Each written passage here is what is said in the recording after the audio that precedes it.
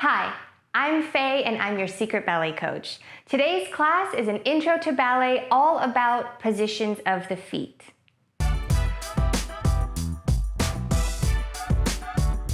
Today we're going to cover the basic positions of the feet. We're also going to cover the 5 positions that your foot itself makes during class and during various movements, and the 3 types of sur le coup de pied. The very first one that you will probably learn is called first position.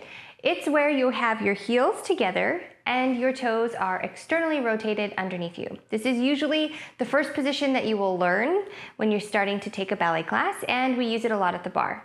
It's a central position. It's simple because it's right underneath you, and so we've called it first.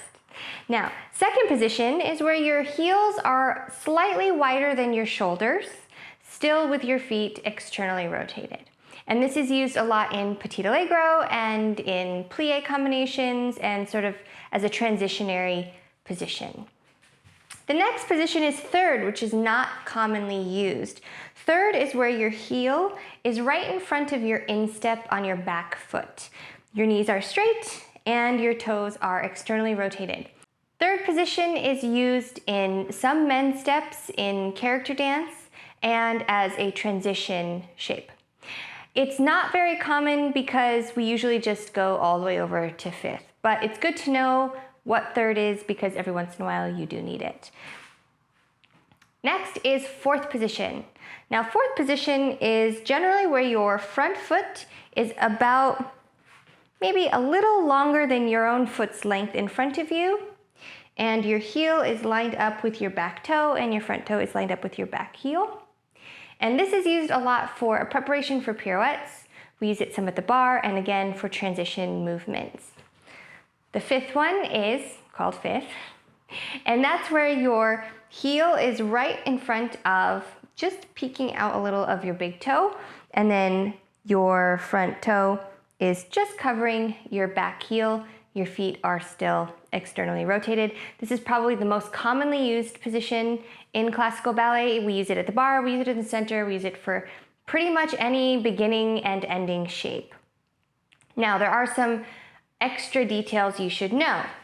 One position is called sixth, and some people also just call this parallel, and that's where your feet are touching, your toes are straight forward, and your heels are straight back. This is used a lot in modern dance and contemporary dance, and it can also be used in various types of choreography. So you might hear someone refer to it as sixth. That's what this shape is.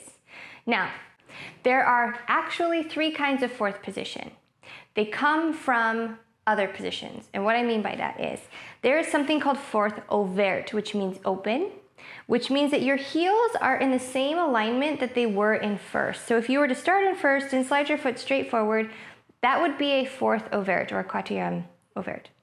Now, when you do fourth fermé or closed, that is derived from third position. So it'd be like if you slid your front foot straight forward from that heel at your instep, that would be your fourth closed or quatrième fermé. Then you have your fourth crossed, which is derived from a fifth position where your heel is directly in line with your back toe and your upper legs are crossed as though they are in fifth, and that is a quatrième croisé or fourth crossed. And these are used for different things. So fourth ouverte is going to be used a lot in certain types of petit allegro, and when you're first learning pirouettes, it's a little bit more stable to start from a wider fourth. So that might be why you use it. When you do fermé, I would say that's mostly used for point work.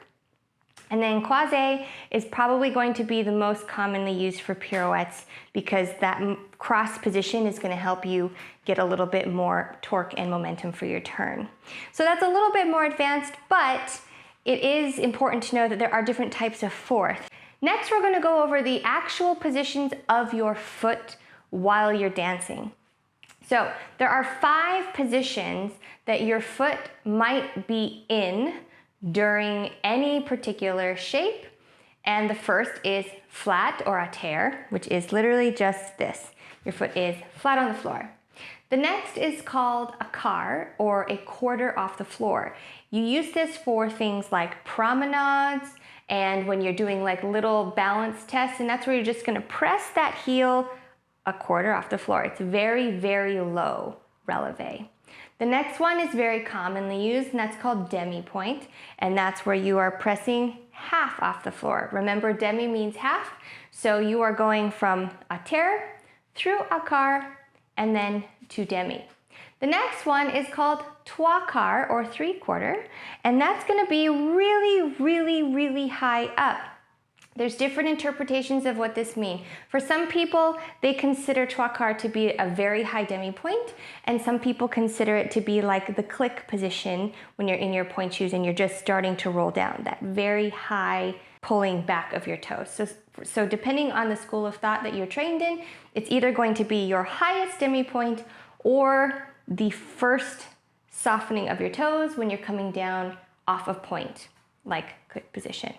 Then the final and fifth position is pointe, which is all the way pointed, whether that's standing up on your toes in a pointe shoe or just all the way pointed in a separate movement.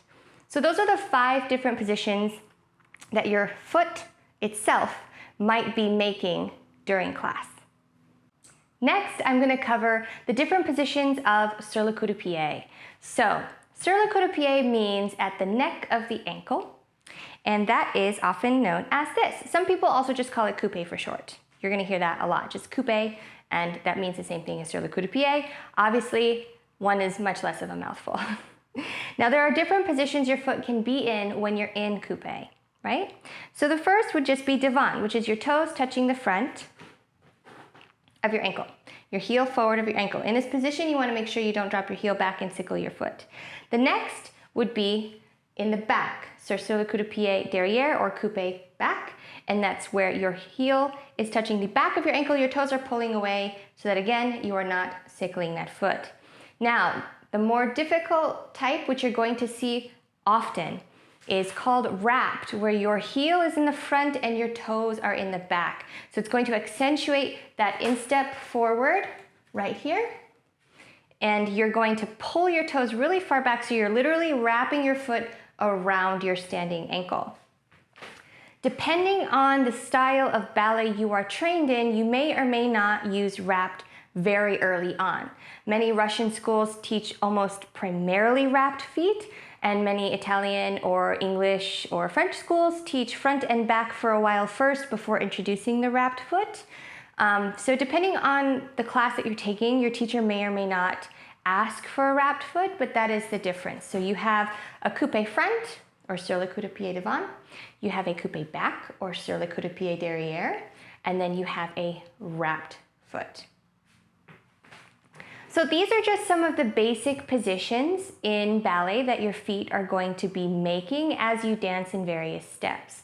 Obviously, this isn't all of them. There's lots of ways your feet can move, but these are some really good basics to get started and to familiarize yourself so that when you're taking class and you hear one of these terms and they say, all right, everybody, right foot in fifth or quasi fourth, you're not completely lost for what those specifics might mean. I hope you liked today's class. If you did, don't forget to like and subscribe below.